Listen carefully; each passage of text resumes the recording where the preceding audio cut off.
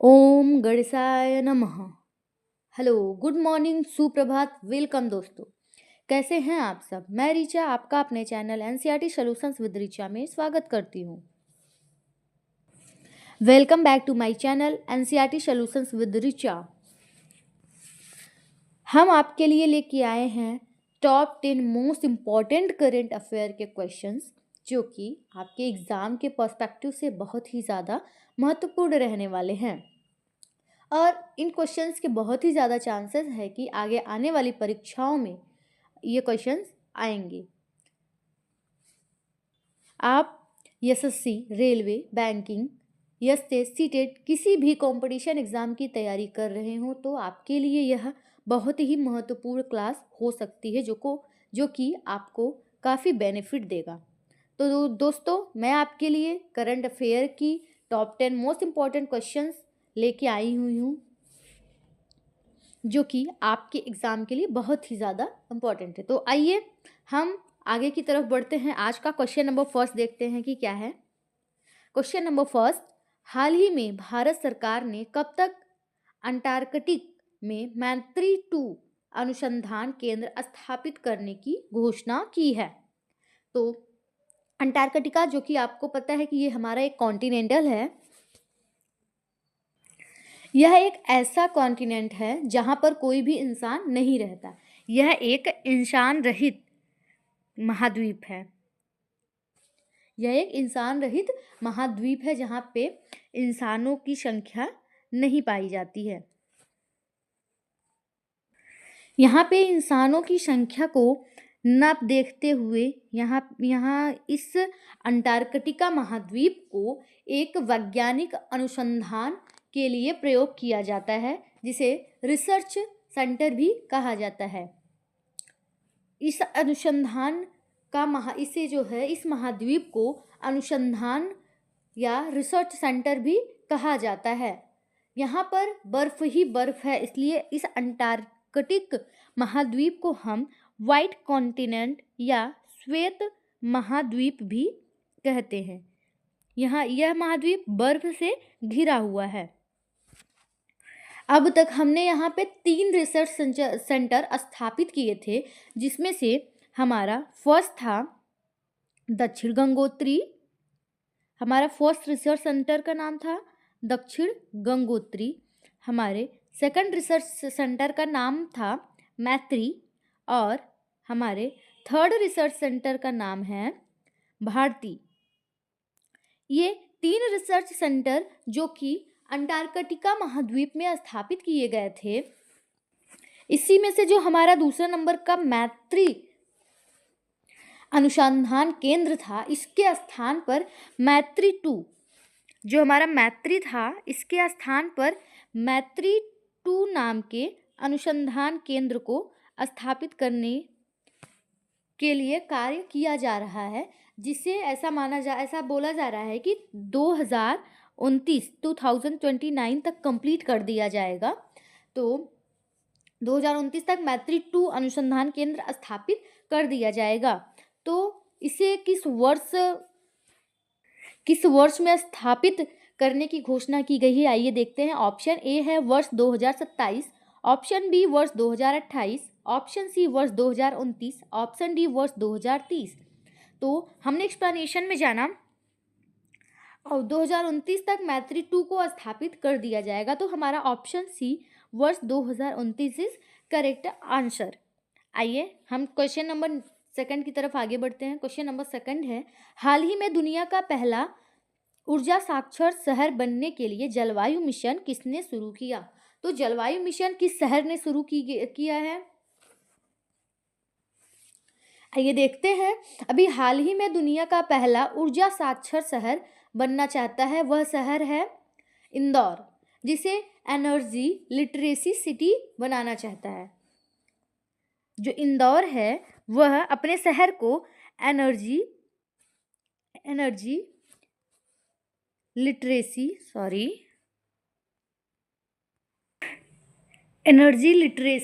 City बनाना चाहता है, या ऊर्जा साक्षर शहर। वह शहर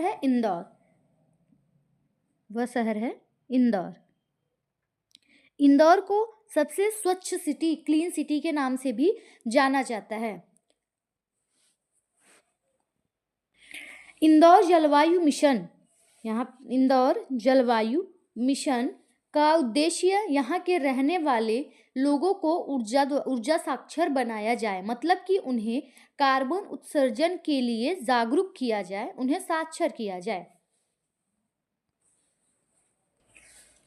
यह अपने शहर के लोगों को ऊर्जा साक्षर बनाना चाहता है कि और कार्बन उत्सर्जन के लिए उन्हें जागरूक और साक्षर करना चाहता है। यह इंदौर जो है विश्व का पहला ऊर्जा साक्षर शहर बनना इस शहर का मुख्य उद्देश्य है। इस मिशन में सहायता करने वाला, इस मिशन में जो फाउंडेशन मदद कर रहा है उसका नाम है energy Swaraj foundation. Energy Swaraj foundation जो है वह इस मिशन में इंदौर की मदद कर रहा है। यह पूरे 100 दिनों का अभियान है कि 100 दिन में वह इस मिशन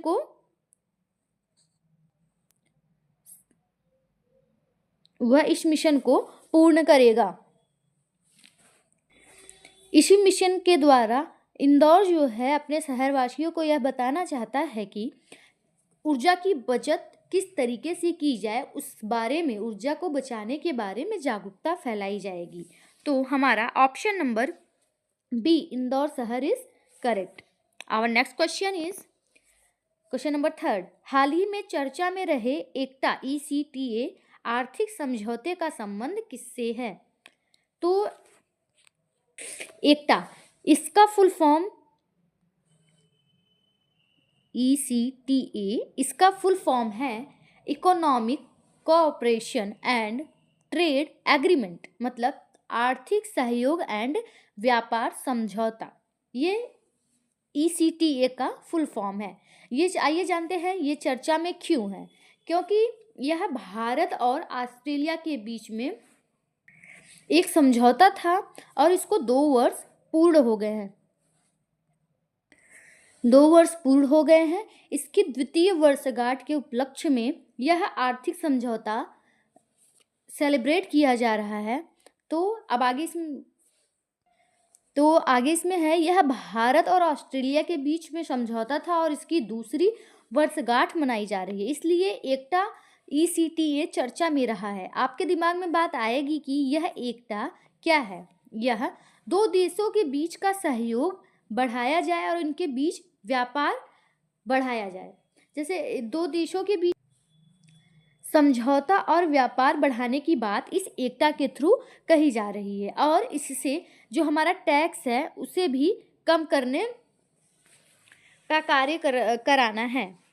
हमारा ऑप्शन ए है भारत यूरोपीय संघ, option B Bharat Japan, option C Bharat USA, option D Bharat Australia.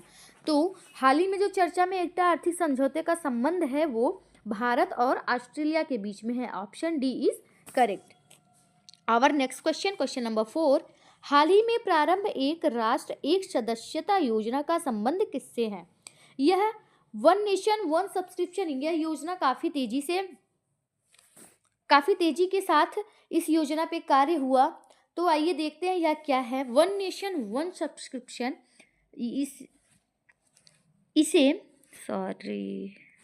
One nation one, इसे हमारे केंद्र सरकार ने प्रारंभ किया था, वन नेशन वन सब्सक्रिप्शन को। तो आइए जानते हैं यह है क्या। यह जो है 1 जनवरी 2025 से इसे प्रारंभ किया जाएगा। इसमें शोध पत्र, डिजिटल सामग्री, शैक्षणिक सामग्री, जो भी इस ओनली वन सब्सक्रिप्शन के अंतर्गत आता है वह सब इस सब्सक्रिप्शन के थ्रू आपको मिलेगा। लाइक एज हम जब किसी भी चैनल का सब्सक्रिप्शन लेते हैं या किसी बैच को बाई करते हैं, उसका सब्सक्रिप्शन लेते हैं, तो कई बैच में ऐसे ऑफर्स होते हैं कि आपको इसके थ्रू उनके 2-3 बैच आपको और फ्री मिलेंगे, या फिर हम किसी मॉल में शॉपिंग करने जाते हैं तो वहाँ पे हमें वाउचर मिलता है, उस वाउचर के थ्रू जितने भी ऑप्शंस उसके अंदर इंक्लूडेड रहते हैं वो सारी चीज़ें हमें मिलती है। उसी तरीके से वन नेशन वन सब्सक्रिप्शन भी है, जिसमें इसके अंतर्गत जो भी होगा वो हमें मिलेगा। तो इसके लिए जो है सरकार क्या कर रही, इसके लिए क्या करना होगा, 6,000 करोड़ इन्वेस्टमेंट इसके लिए करना होगा, और यह 3 वर्ष के लिए, यह क्या होगा, 3 ईयर के लिए लागू होगा। और इसका मॉडल क्या है, इसका मॉडल है पढ़ने के लिए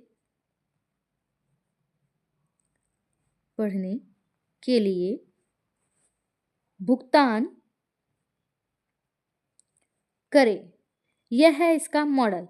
मतलब कि यह जो वन नेशन वन सब्सक्रिप्शन आपको फ्री में नहीं मिलेगा, इसके लिए भी आपको भुगतान पेमेंट करना पड़ेगा। तो आइए देखते हैं हमारा कौन सा ऑप्शन सही है। Option A INFLIBNET, option B NCERT, option C CBSE, option D NITI आयोग।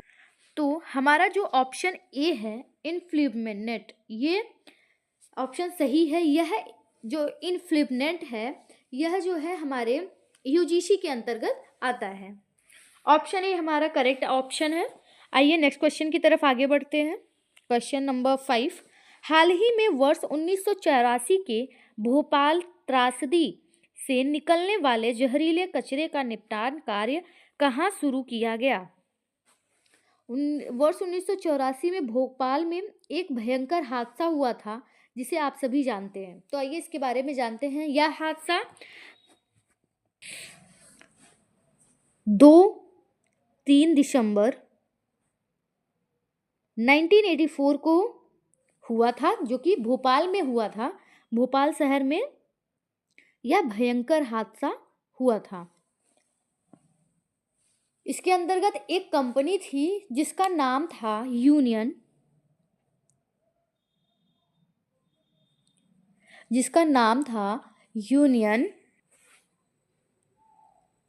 Carbide company. इस कंपनी का नाम था यूनियन कार्बाइड कंपनी, जहां पर केमिकल रिसाव हुआ था। उस केमिकल का नाम था, जिस केमिकल का रिसाव हुआ था उसका नाम था MIC, मतलब कि मिथाइल। यह बहुत ही खतरनाक केमिकल था जिसका फुल फॉर्म है मिथाइल आइसो साइनाइड।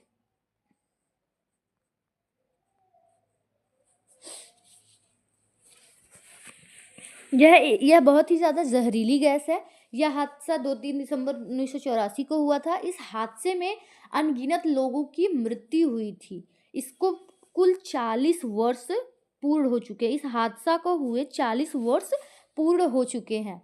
अभी तक इस कचरे को विघटित नहीं किया गया था, इस कचरे को उस कंपनी से हटाया नहीं गया था।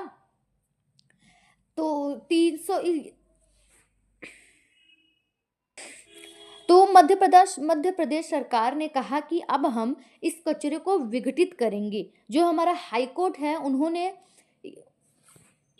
यह निर्णय दिया कि इस कचरे का जल्द से जल्द निपटान किया जाए। यह कचरा जो है वो 337 मिलियन बीट टन, वहाँ पर इतने मात्रा में कचरा वहाँ पर मौजूद है। इस रासायनिक कचरे का निपटान एमपी सरकार शुरू कर दिया है, जो कि वहीं हमारे इंदौर से कुछ दूर पर एक थार जिला है, जहाँ पर पीथमपुरा नाम का एक गांव है। वहाँ पर इस कचरे का निपटान होगा। तो क्या क्वेश्चन है, जहरीले कचरे का निपटान कार्य कहाँ शुरू किया गया। तो जो ये जहरीला कचरा है वह ऑप्शन डी मध्य प्रदेश सरकार ने इसका निपटान करने का कार्य शुरू किया है। आइए नेक्स्ट क्वेश्चन देखते हैं। क्वेश्चन नंबर 6, हाल ही में 33वां संतोष ट्रॉफी खिताब किसने जीता है। संतोष ट्रॉफी एक महत्वपूर्ण ट्रॉफी है जो कि फुटबॉल के लिए दिया जाता है।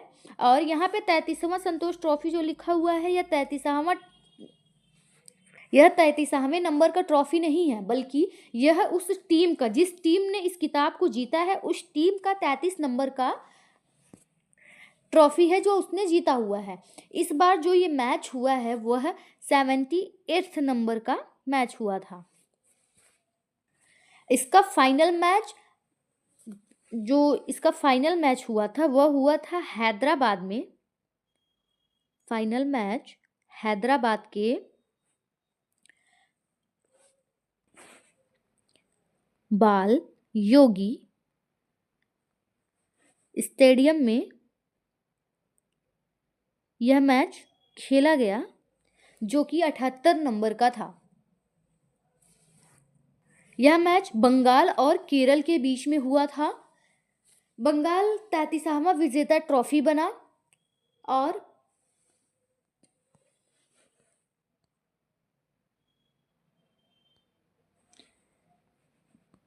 बंगाल वर्सेस केरल के बीच में यह मैच हुआ था, जिसमें बंगाल की जीत हुई और केरल हार गया।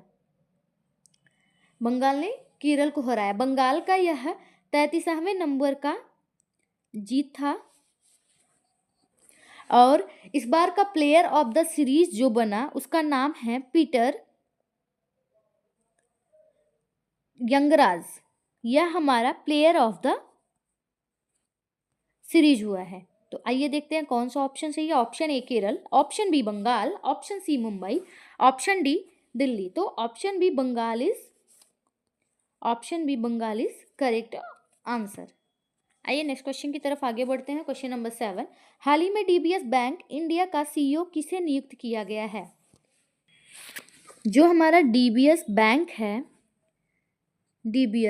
बैंक है, इसका कार्यकाल शुरू होगा 1 मार्च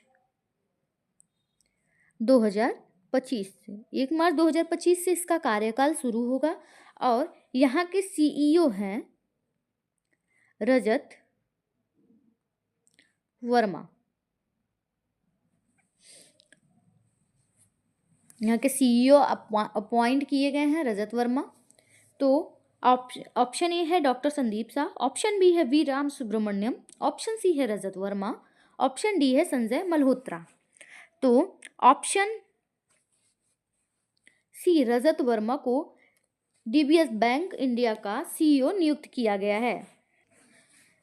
जो हमारे संजय मल्होत्रा जी हैं, ये आरबीआई के गवर्नर हैं। आरबीआई के नए गवर्नर बने हैं,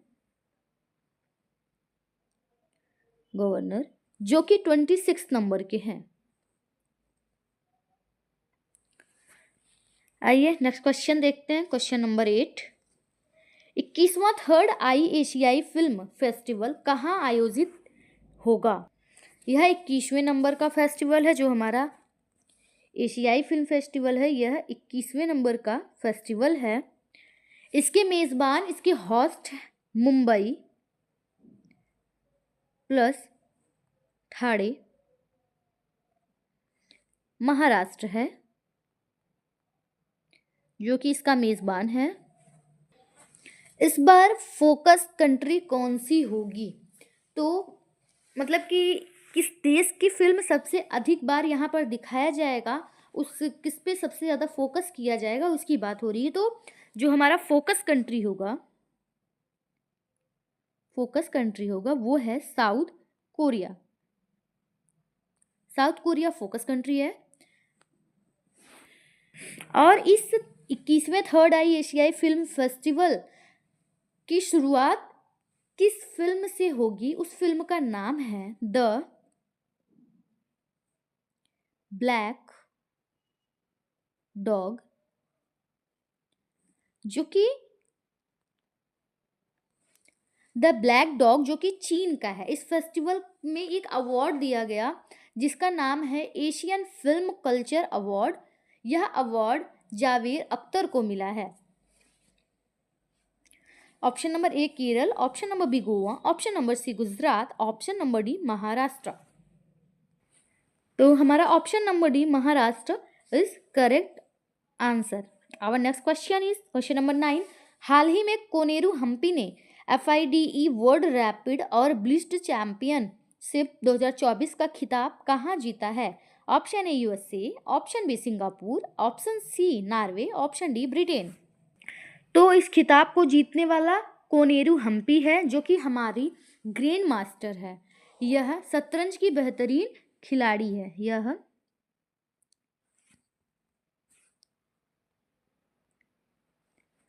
शतरंज की बेहतरीन खिलाड़ी है। यहाँ के होस्ट न्यूयॉर्क USA के अंदर हुआ है इसका आयोजन। इन्होंने इंडोनेशिया के सुकुंदर प्लेयर को हराया। इस चैंपियनशिप को दूसरी बार जीता है। ऑप्शन ए USA ने इस खिताब को दूसरी बार जीता है। आइए नेक्स्ट क्वेश्चन। ये हमारा आज का अंतिम प्रश्न है। आशा करती हूँ कि आपको मेरा चैनल काफ़ी ही ज़्यादा महत्वपूर्ण और आपके लिए काफ़ी उपयोगी रही होगी। तो आइए लास्ट क्वेश्चन को देखते हैं। हाल ही में रथ सप्तमी को राज्य उत्सव किसने घोषित किया है? Option A Andhra Pradesh, option B Telangana, option C Orissa, option D Kerala. Rath Saptami को किस स्टेट ने अपना उत्सव घोषित किया है? तो दोस्तों जो आंध्र प्रदेश है इसने इसे अपना राज्य उत्सव घोषित किया है। आंध्र प्रदेश ने रथ सप्तमी को अपना राज्य उत्सव घोषित किया है। यह उत्सव आंध्र प्रदेश में ही एक जिला है जिसका नाम है श्रीकाकुलम, जहां पर यह आयोजित होता है। इसका आयोजन सूर्य नारायण